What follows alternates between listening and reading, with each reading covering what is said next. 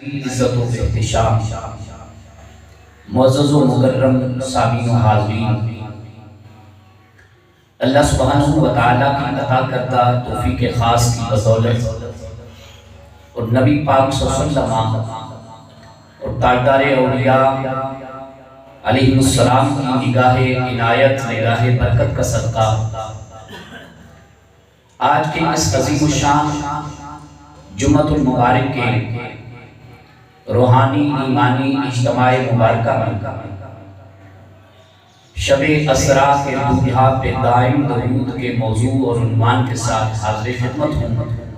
دعا ہے اللہ پاک بندہ گناہگار کو حق بیان کرنے کی توفیق عطا فرمائے، اور اللہ پاک ہم سب کو یہ عنوان سماعت فرما کے جو اس سے حاصل ہونے والا خلاصہ ہے، امت کو فکر آخرت کا درجہ بھی عطا کرتا ہے اور بشارتیں بھی دیتا ہے، اللہ تعالیٰ اس عنوان کو ہمیں حقیقت کا عملی روپ دینے کی بھی توفیق نصیب فرمائے۔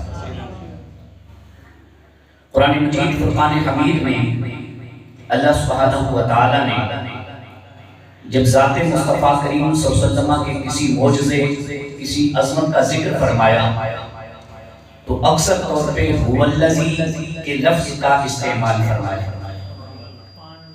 جیسے حضور پاک صلی اللہ علیہ وسلم کا آسمانی طور پر، پیدائشی طور پر پڑے ہونے کا ذکر کیا تو اللہ کے قرآن نے یہ ارشاد فرمایا هو الذی بعث فی الامیین رسولا منہم یتلو علیہم آیاتہ ویزکیہم وَيُعَلِّمُهُمُ الْكِتَابَ وَالْحِکْمَةَ وَإِنْ كَانُوا مِنْ قَبْلُ لَفِي ضَلَالٍ مُبِينٍ۔ یہ ہمارے پاک پیغمبر ہیں، ہم نے ان کو رسالت کے ساتھ بھیجا دنیا کائنات میں، اور ان کو دنیا ان پڑھ کہتی ہے، امی نبی کہتی ہے، لیکن امی کا معنی ان پڑھ نہیں، امی کا معنی ہے بے پڑھ ہونا، جس کو دنیا نے نہ پڑھایا ہو، جس کا استاد بھی رب العالمین ہو، جس کو بھیجنے والی ذات بھی ذات رب کریم ہو۔ فرمایا یہ یتلو علیہم آیاتہ، ہماری آیات کی تلاوت کرے گا، وَيُعَلِّمُهُمُ الْكِتَابَ، کتاب کا علم بانٹے گا، وَيُزَكِّيهِمْ، اور یہ تزکیہ کرے گا، دلوں کو بھی خوب روشن، صاف، مطہر، مصفا بنائے گا، وَالْحِکْمَةَ، اور عقل مندی، دانائی، بصیرت کی بھی تقسیم فرمائے گا۔ وَإِنْ كَانُوا مِنْ قَبْلُ لَفِي ضَلَالٍ مُبِينٍ، آپ کی آمد سے پہلے تو لوگ کھلی گمراہی میں، ڈٹا ٹوپ اندھیروں میں مبتلا تھے۔ اسی طرح جب حضور کو حق دین کے ساتھ بھیجے جانے کی بات قرآن نے بیان فرمائی، اور حق کے ساتھ آنا اور اللہ کی طرف سے آنا دونوں شانیں ہیں ہمارے حضور کی، تو اللہ پاک نے پھر هو الذی کا سہارا دیا، فرمایا هو الذی ارسل رسولہ بالہدی ودین الحق، اور ہم نے اپنے محبوب کو بھیجا، رسول بھی سچا بنایا اور دین بھی ساتھ میں حق دے کے بھیجا، لیظہرہ علی الدین کلہ، تاکہ حضور کا دین مکرم، دین محمدی، دین مصطفی، حضور کی شریعت مطہرہ سارے باطل دینوں پر غالب آ جائے۔ وَلَوْ کَرِہَ الْمُشْرِکُونَ، یہ بات اگرچہ مشرکوں کو کتنی بری لگے، اللہ تعالیٰ کو اپنے محبوب کو راضی کرنا ہے، اور محبوب تو اپنے رب کی یاد کو اپنے دل میں سماعت فرماتے ہیں، تو هو الذی کہتا ہے۔ پھر اس سے آگے جب منزل کی بات کی تو رب نے قرآن مجید میں تبارک کا لفظ استعمال فرمایا، یا اپنی حمد کا لفظ استعمال فرمایا، تبارک الذی نزل الفرقان علی عبدہ لیکون للعالمین نذیرا۔ دوسرے مقام پر فرمایا تبارک الذی بیدہ الملک وہو علی کل شیء قدیر، برکتوں والی ہے وہ ذات۔ یہاں بھی حضور کی مدح فرمائی گئی، اللہ نے اپنی قدرت کی انتہا کی بابت جب ارشاد فرمایا تو تبارک کا لفظ چنا، پھر جب اپنی حمد کی بات بیان کی، آپ سورہ کہف کا پہلا لفظ پڑھیں، اللہ پاک نے پارہ نمبر 15 میں ارشاد فرمایا الحمدللہ الذی انزل علی عبدہ الکتاب ولم یجعل لہ عوجا۔ بولے نا سبحان اللہ، الحمدللہ الذی انزل علی عبدہ الکتاب ولم یجعل لہ عوجا۔ پاک ہے وہ ذات جس نے اپنے بندے کو اتارا اس زمین پر، گویا کہ تبارک کا لفظ استعمال فرمایا، حمد کا لفظ استعمال فرمایا، هو الذی کا لفظ استعمال فرمایا، لیکن قربان جائیں پورے قرآن مجید کے اندر جب حضور کی مدح، حضور کی عزت، حضور کی عظمت بیان فرمائی اور واقع معراج کی نسبت سے بیان فرمانا چاہا تو رب نے نہ تبارک لفظ استعمال فرمایا، نہ حمد کا لفظ استعمال فرمایا، نہ هو الذی کا لفظ استعمال فرمایا. رب نے چنا ہی اپنی پاکیزہ تسبیح والا لفظ اور فرمایا سبحان الذی اسری بعبدہ لیلا من المسجد الحرام. پاک ہے وہ ذات، کتنی پاک ہے کوئی حد بندی بیان ہی نہیں فرمائی. فرمایا سراپا طہارت ہے، سراپا پاکیزگی ہے، سراپا نفاست ہے. سبحان الذی، پاک ہے وہ ذات، اس حوالے سے پاک ہے. رب تو ہر حوالے سے پاک ہے، لیکن یہاں پہ اپنے معبود کی مدح، تعریف، شان، عظمت، شوکت بیان کرتے ہوئے ارشاد فرمایا الذی، پاک ہے وہ ذات. کون؟ اسری بعبدہ، جو اپنے بندے کو سیر پر لے گیا لیلا، رات کے تھوڑے سے حصے میں. کہاں سے کہاں تک؟ قرآن مجید اس بات بیان کرتے ہوئے کہتا ہے من المسجد الحرام، مسجد حرام سے لے کے ہم چلے الی المسجد الاقصی، ہم مسجد اقصی تک پہنچا دیا. الذی، وجہ کیا ہے؟ الذی بارکنا حولہ لنریہ من آیاتنا، تاکہ اس کے ارد گرد اطراف میں جو بھی ہماری نشانیاں ہیں، ہماری نشانیاں ہیں، لنریہ، ہم اپنے وہ محبوب کو نشانیوں کی زیارت کرنا.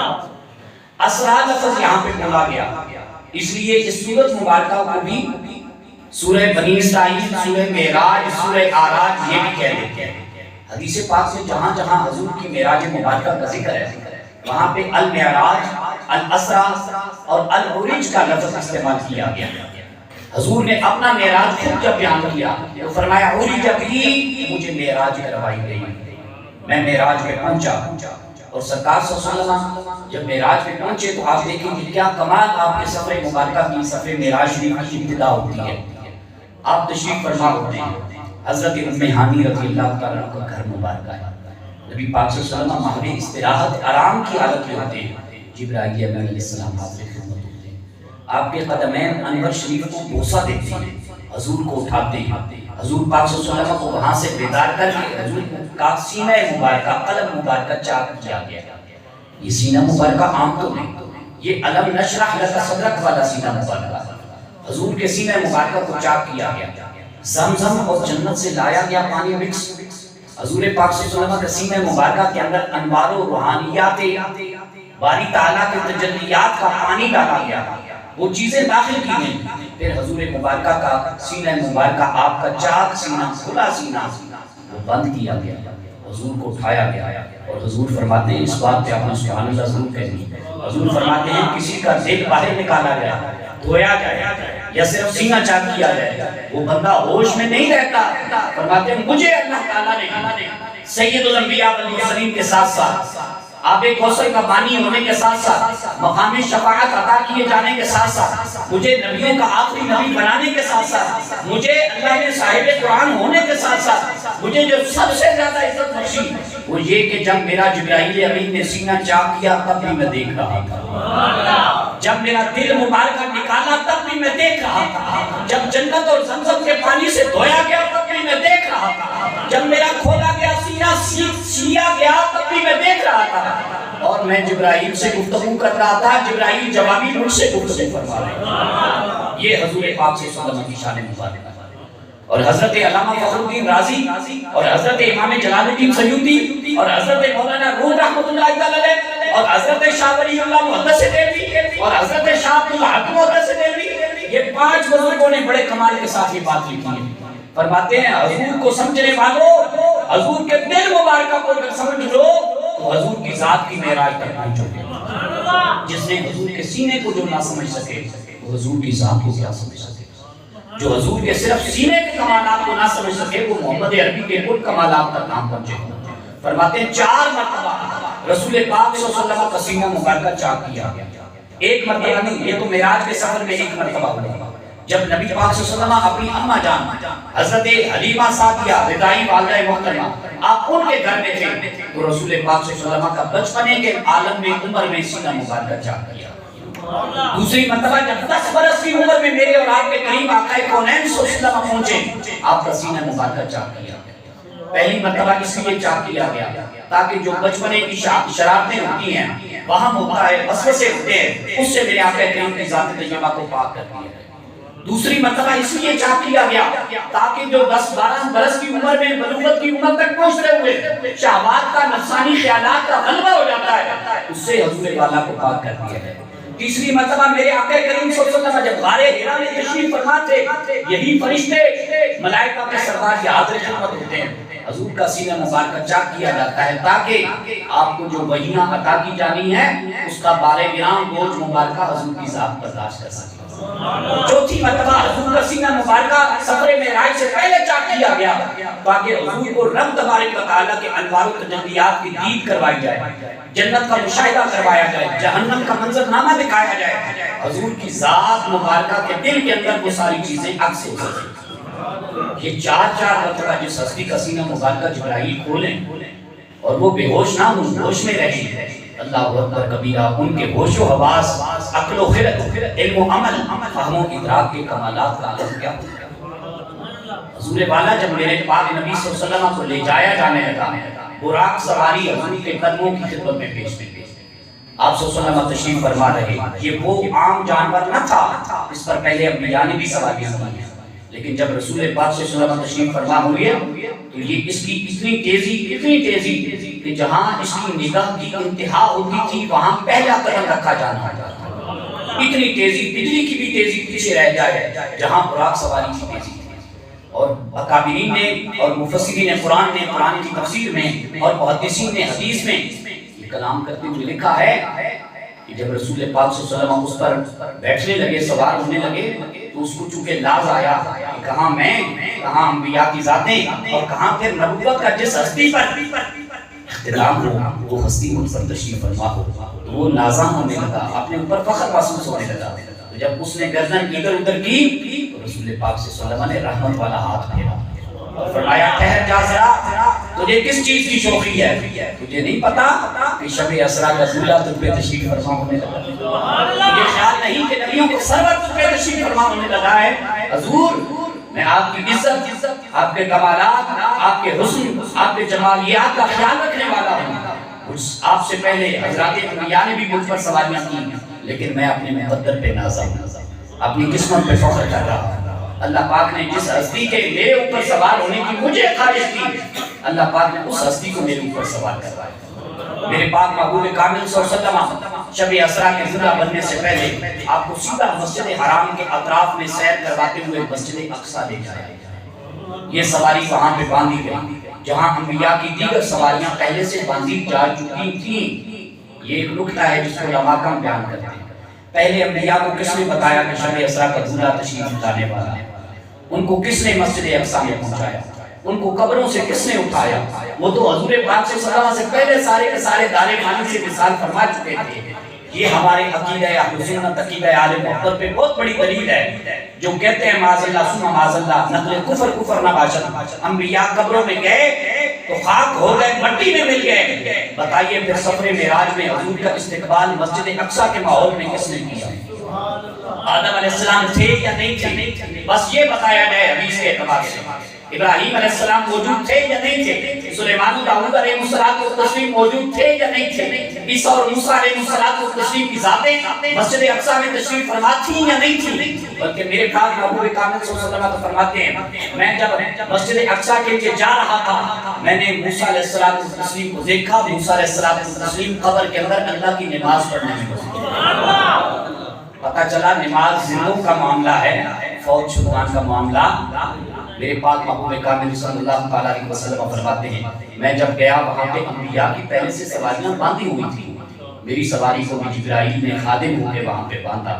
میں جب گیا تو میرا انبیاء نے استقبال کیا، پھر جبرائیل علیہ السلام نے مجھے آگے کیا، انبیاء نے اقامت پڑھی، میں نے وہاں دوگانہ نماز حضرات انبیاء کی امامت کرتے ہوئے ادا فرمائی۔ حضور پاک صلی اللہ علیہ وسلم صرف صحابہ مقتدی ہوں اور حضور امام ہوں، حضور کی یہ شان صرف یہ نہیں ہے، یہ بھی بڑی شان ہے۔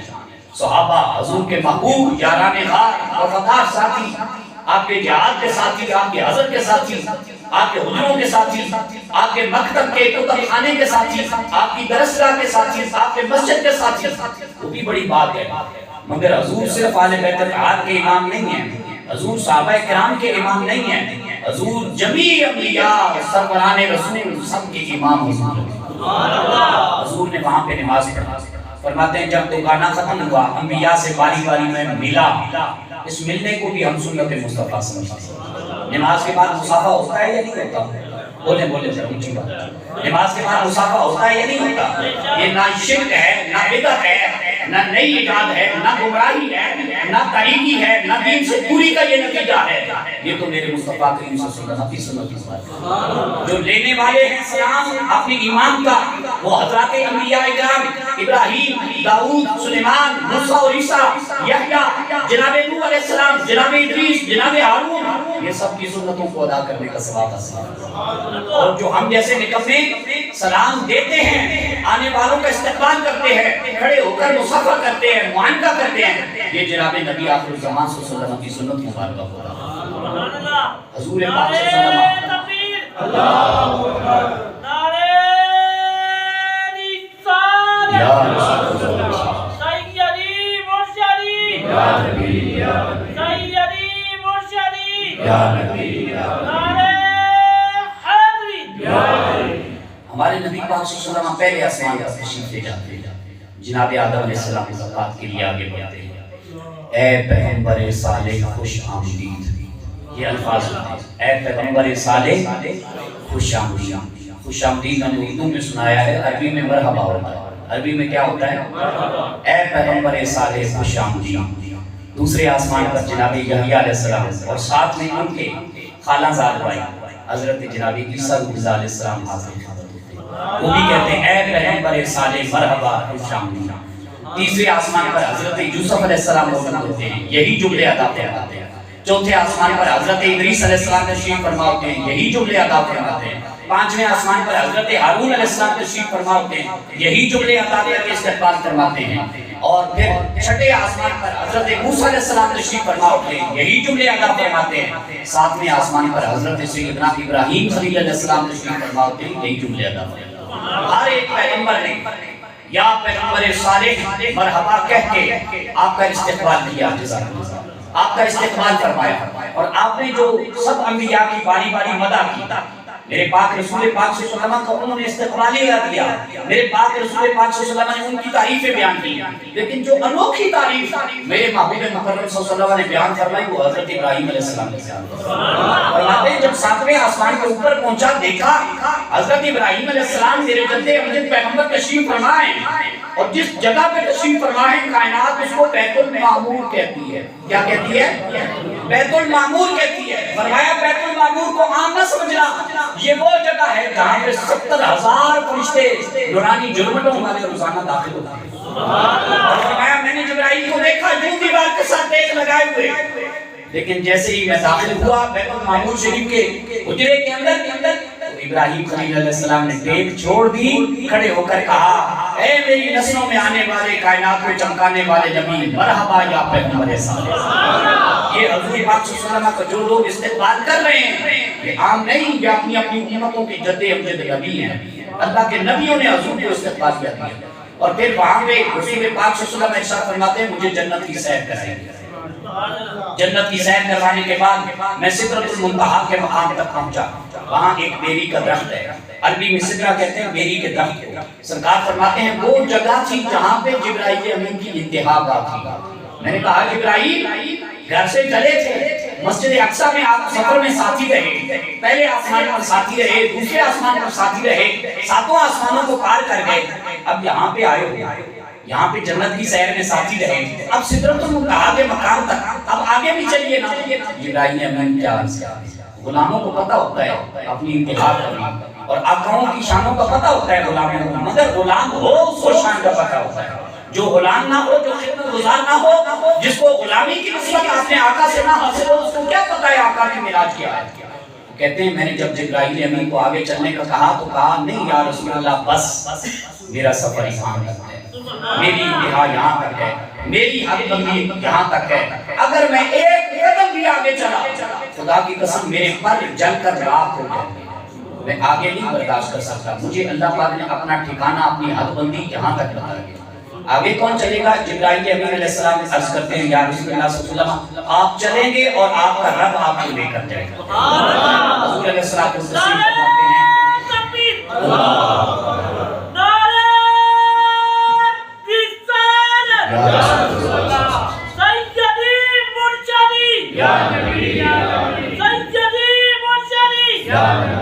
جبرائیل امین کہتے ہیں میں آگے لے کے نہیں جا سکتا یا رسول اللہ صلی اللہ علیہ وسلم آپ کو آگے اللہ لے کے جائے گا، آپ چلیں گے۔ آقا کریم صلی اللہ علیہ وسلم فرماتے ہیں مجھے یہ جو جنت کے اور عجائبات اور مشاہدات کے نظارے کرائے گئے، جبرائیل امین یہ کیا تھا؟ یا رسول اللہ صلی اللہ علیہ وسلم یہ وہ معاملات مشاہدات ہیں جو زمین پر جا کر آپ نے اپنی امت کو عطا کرنے ہیں۔ میرے پاس محبوب کریم صلی اللہ علیہ وسلم نے رب کا دیدار بھی کیا، اور یہ میں نہیں کہتا، اما جان عائشہ صدیقہ رضی اللہ تعالیٰ عنہ حدیث کی روایات بیان کرتے ہوئے کہتی ہیں حضرت عبداللہ ابن عباس رضی اللہ تعالیٰ عنہ اور حضرت کعب رضی اللہ تعالیٰ عنہ یہ دونوں میں بحث چھڑ گئی۔ کہتے ہیں حضور نے سفر معراج کے دوران اپنے رب کو اپنی جاگتی آنکھوں کے ساتھ معراج کا سفر تو کیا ہے، رب کو بھی دیکھا یا نہیں دیکھا؟ تو فرماتے ہیں کعب رضی اللہ تعالیٰ عنہ فرمانے لگے، حضرت عبداللہ ابن عباس رضی اللہ تعالیٰ عنہ کو جواب دیتے ہوئے کہنے لگا اے عبداللہ اللہ کی قسم میں نے اپنے محبوب کی زبانی سنا ہے، آپ فرما رہے تھے قال رسول اللہ صلی اللہ علیہ وسلم رأیت ربی انظرنی فی جسمی، میں نے اپنے جسم والی جاگتی آنکھوں کے ساتھ اپنے رب کا دیدار کیا۔ حضرت حسن بصری رضی اللہ عنہ جیسا جلیل القدر اللہ کا ولی کامل شخص وہ بڑا زور دے کے کہتے ہیں حضور نے اپنے رب کو دیکھا ہے اور جاگتی آنکھوں کے ساتھ دیکھا ہے۔ عبداللہ ابن مسعود رضی اللہ تعالیٰ عنہ بہت بڑا محدث حدیثوں کا بڑا راوی، ان سے کسی نے پوچھا حضور نے جاگتی آنکھوں کے ساتھ سفر معراج تو کیا ہے، جسم بھی گیا ہے، لیکن ہمیں بتائیں اپنے رب کو بھی دیکھا ہے یا نہیں دیکھا؟ وہ کہتے ہیں دیکھا۔ اور کیا بات کروں، یہاں میں ناانصافی ہوگی اگر اس ہستی کا نام نہ لوں جس کو کائنات فقہ حنبلی کا امام کہتی ہے، امام احمد بن حنبل رضی اللہ تعالیٰ عنہ۔ ان سے کسی نے سوال کیا حضور اللہ کے محبوب کے سفر معراج پہ گئے، مانتے ہیں اللہ نے مشاہدات اور اپنے دیدار کا نظارہ کرایا، مانتے ہیں، لیکن جاگتی آنکھوں کے ساتھ تھا، انہی دو آنکھوں کے ساتھ تھا؟ تو آپ فرمانے لگے قرآن پڑھو نا سورہ نجم، فَأَوْحَى إِلَىٰ عَبْدِهِ مَا أَوْحَىٰ مَا كَذَبَ الْفُؤَادُ مَا رَأَىٰ أَفَتُمَارُونَهُ عَلَىٰ مَا يَرَىٰ وَلَقَدْ رَآهُ نَزْلَةً أُخْرَىٰ عِندَ سِدْرَةِ الْمُنتَهَىٰ۔ آپ فرماتے ہیں قرآن پڑھو، اور پھر امام احمد بن حنبل کہتے ہیں جاگتی آنکھوں کے ساتھ دیکھا، جاگتی آنکھوں کے ساتھ دیکھا، جاگتی آنکھوں کے ساتھ دیکھا۔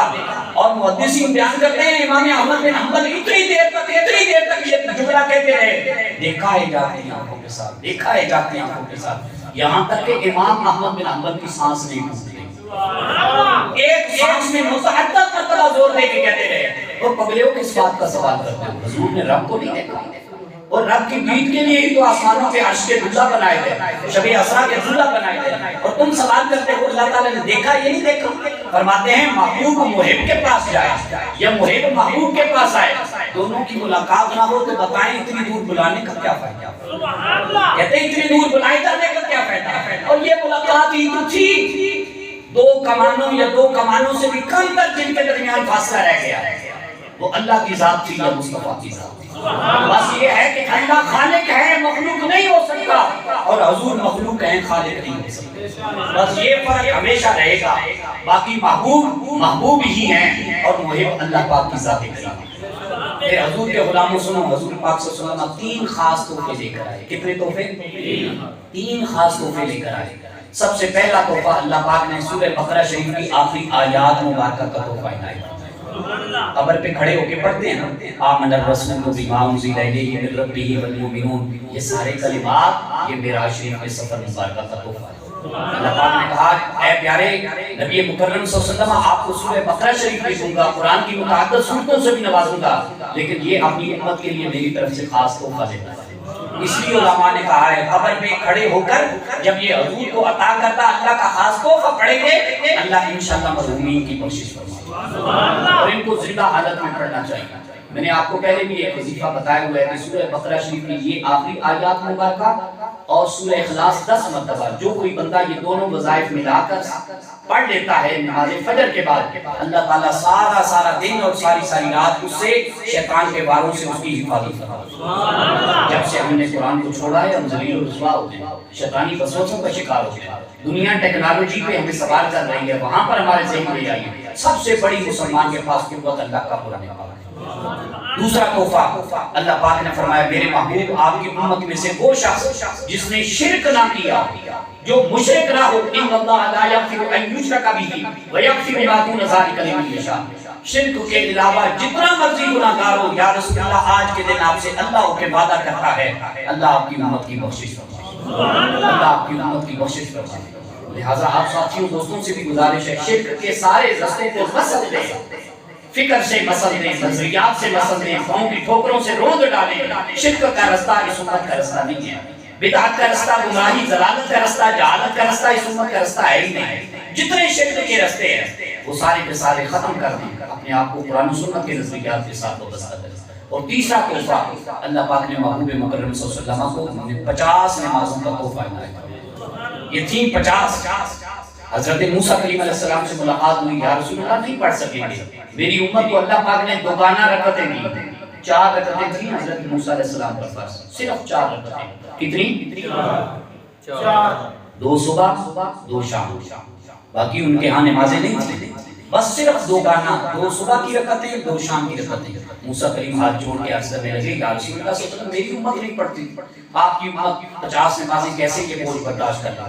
فرمایا بوجھ نہیں، یہ میرے اللہ کی رحمت ہے، میرے اللہ کا انعام ہے۔ 9 مرتبہ رسول پاک صلی اللہ علیہ وسلم تشریف لے گئے، جب 5 رہ گئی تو اللہ پاک نے حکم جاری فرمایا لا تبدیل لکلمات اللہ، میرے سونے محمد بار بار عرش پہ آپ میں خوشی ہوتی ہے لیکن اللہ کا کہا ہوا کلمہ بدل نہیں سکتا، لیکن دین 50 ہے اور چاہتا ہوں کہ 50 کا تحفے کا ثواب کمائے آپ کی امت، لیکن اب 5 رہ گئی ہیں تو میرے محبوب عرش سے فرش پر جانا پریشان ہو کر نہ جانا، اللہ تعالیٰ نے تعداد میں 5 رکھی ہیں، ثواب میں 50 کے برابر۔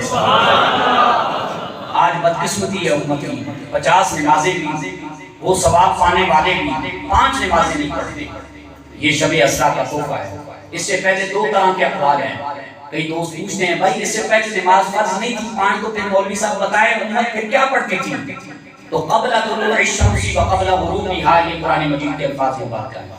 2 سورج نکلنے سے پہلے امت رکعتیں پڑھتی تھی اور 2 سورج ڈوبنے کے بعد رکعتیں پڑھتی تھی۔ 4 رکعتیں اللہ تعالیٰ نے اس امت کو بھی عطا کی تھی، اور بعض نے کہا ہے کہ کلی طور پر 2 ہی رکعتیں تھیں، مگر وہ فرض نماز نہ تھی، فرض نماز اس کے بعد ہوئی ہے۔ تو اللہ پاک نے اس امت کو وضو دیا، یہ بھی طہارت، نماز دیا، یہ بھی اللہ پاک کی معرفت اور طہارت کا خزانہ ہے۔ اور اللہ پاک نے اس میں دیکھیں اپنی محبوب پاک صلی اللہ علیہ وسلم اور آپ کی آل مطہرہ اہل بیت طاہرہ رضوان اللہ علیہم اجمعین وعلیہم الصلوۃ والسلام، ان کا ذکر مبارک شامل کیا۔ جہاں حضور کا ذکر ہو اور خون رسول کا ذکر ہو اور ذات رسول کا ذکر ہو، امتی کہے میں حضور سے، حضور کی اہل بیت سے بڑا پیار کرتا ہوں، حضور کے غلاموں سے بڑا پیار کرتا ہوں، حضور کے شاگردوں سے بڑا پیار کرتا ہوں، حضور کے خون سے بڑا پیار کرتا ہوں۔ وہ نماز نہ پڑھے تو عجیب تھا، پتہ نہیں کیسی محبت ہے اس بندے کو کہ نماز میں اللہ نے فاتحہ رکھی ہے۔ فاتحہ جمیع قرآن مجید کا خزانہ ہے، بولیں سبحان اللہ۔ فاتحہ جمیع قرآن مجید کا خزانہ ہے، فاتحہ کل جمیع عالم کائنات کے اندر جتنی بیماریاں ہیں موت کے سوا ہر بیماری کا علاج اللہ نے سورہ فاتحہ میں رکھا ہے۔ وہ کیسا بندہ ہے جو ڈاکٹروں کے پاس، اطباء کے پاس، ہومیوپیتھک لوگوں کے پاس، صوفیوں کے پاس، مولویوں کے پاس وہ دم درود اور شفا ڈھونڈتا پھرتا ہے، اور جب رب بلائے حی علی الصلاۃ حی علی الفلاح، آؤ میری فاتحہ پڑھو، آؤ میرا قرآن پڑھو، آؤ میرے محبوب کی ذات پر درود و سلام پڑھو، آؤ میرے محبوب کے خون رسول پر اہل بیت طاہرہ پر درود و سلام پڑھو، آؤ اپنے والدین کے لیے دعائیں مغفرت کرو، آؤ مجھ سے مانگ لو میں گناہ بخش دیتا ہوں، تو وہ بندہ نماز کی طرف نہ آئے۔ اس تحفے کی خدا را آج قدر تک اصل میں سفر معراج کو وہی سمجھا ہے جس نے قرآن مجید سے اپنا رابطہ جوڑ کے رکھا ہے، جس نے حضور کی عطا کردہ نماز سے رابطہ رکھا ہے۔ اس لیے فرمایا جعلت قرۃ عینی فی الصلاۃ، نماز میں میرے محبوب کی آنکھوں کی ٹھنڈک رکھ دی گئی۔ حضور کا غلام حضور کی آنکھوں کی ٹھنڈک ڈھونڈتا ہے، کہاں ہو حضور کی نماز، اللہ کی بندگی کا طریقہ کار، جہاں سے میں حضور کی محبت کو ڈھونڈوں، حضور کی آنکھوں کی ٹھنڈک کو ڈھونڈوں۔ اللہ پاک نے محبوب پاک صلی اللہ علیہ وسلم کو جو جو نشانیاں دکھائیں ان میں سے ایک نشانی حضور نے برملا واضح طور پہ یہ بتائی، فرمایا میں نے جہنم میں بہت بڑی تعداد میں لوگوں کو دیکھا لیکن ان میں سے عورتوں کو دیکھا۔ یا رسول اللہ صلی اللہ علیہ وسلم عورتوں کو کیوں زیادہ دیکھا؟ فرمایا انہوں نے اللہ کے ساتھ کفر کیا۔ کیا؟ اللہ کے ساتھ کفر کیا۔ یا رسول اللہ وہ تو مومنہ تھی، ان کے تو نکاح ہوئے، وہ تو رزق حلال کھاتی تھی، انہوں نے تو ایمان والے بچوں کی پرورش کی، تربیت کی، قرآن پڑھنے والی، وہ کیسے اللہ کے ساتھ کفر کرنے والی؟ فرمایا اللہ کے ساتھ کفر کرنے والی کا مطلب یہ ہے کہ وہ اپنے مجازی خداؤں کے احسان کو بھلا دیا تھا۔ اور پھر حضور نے عورتوں کی فطرت مزاج بیان کیا وہاں پہ، فرمایا عورتوں کی فطرت ہے کہ 10 سال تک شوہر ان کے ساتھ احسانات کرتا رہے اور ان کے ساتھ حسن سلوک کا مظاہرہ کرتا رہے، ایک ان کی عادت مزاج کے مطابق بات پوری نہ کر سکے تو وہ برملا کے اٹھتی ہیں آپ نے دیا ہی کیا ہے، آپ نے کون سا بیراس ادا کیا؟ تو اس لیے یہاں پہ خواتین کو بھی یہ میسج دیا کرے گا، عورتوں کا حق بہت بڑا ہے، بہت بڑا حق ہے، لیکن مردوں کو بھی یہ خیال شایان شان رہنا چاہیے کہ حضور نے جاتے جی مکہ فتح مکہ کے موقع پر جو تقریر کی، فرمایا عورتوں کے معاملے میں اللہ سے ڈرتے رہنا۔ تو پہیے گاڑی کے دونوں صحیح ہوں، چاروں صحیح ہوں تو پھر گاڑی چلانی۔ اس لیے اللہ کے محبوب صلی اللہ علیہ وسلم نے ہمیں حقوق العباد کی طرف بار بار بلاوا دیا ہے، بار بار بلاوا دیا، اللہ کی عبادات کی طرف آؤ، سفر معراج کا رج وج کا تذکرہ کیا کرو۔ حضور صلی اللہ علیہ وسلم خود فرماتے ہیں میں جب گیا تو مجھے خطبہ دیا گیا استقبالیے کے بعد، فرماتے ہیں اس میں حضرت داؤد علیہ السلام نے تقریر کی، حضرت سلیمان علیہ السلام نے تقریر کی، ابراہیم علیہ السلام نے تقریر کی، عیسیٰ علیہ السلام نے تقریر کی، موسیٰ علیہ السلام نے تقریر کی، لیکن کہتے ہیں کہ جب میری شان ابراہیم علیہ السلام نے سنی میرے منہ سے تو کیا کہا؟ ھذا فضلتکم بمحمد، یہی وجہ ہے، ان وجہوں سے اللہ تعالیٰ نے فرشتوں اور نبیوں کی صفوں سے بھی حضور کو سب سے اعلیٰ بنایا۔ حضور ہمارے سب سے اعلیٰ ہیں، اعلیٰ نبی کے اعلیٰ طریقوں کو اپنانا شروع کرو، سنت مصطفیٰ کا طریقہ اپناؤ، اپنی اولادوں کو حضور کی اہل بیت اطہار کی اور قرآن کی محبت کا طریقہ ضرور دو، اسی میں ہمارے لیے نجات ہے، اسی میں ہمارے لیے عزت ہے، اسی میں امت مسلمہ کے اندر پورے ورلڈ لیول کے اندر ہمارے لیے بقا ہے۔ اللہ تعالیٰ اس امت مصطفیٰ کریم کو حضور کے جوڑوں کا صدقہ، حضور کی نسبتوں محبتوں کی خیرات نصیب فرمائے، اور اللہ نماز کی شکل میں ہمیں اپنے حضور جھکنے جھکانے کا شرف عطا فرمائے۔ وآخر دعوانا ان الحمد للہ رب العالمین۔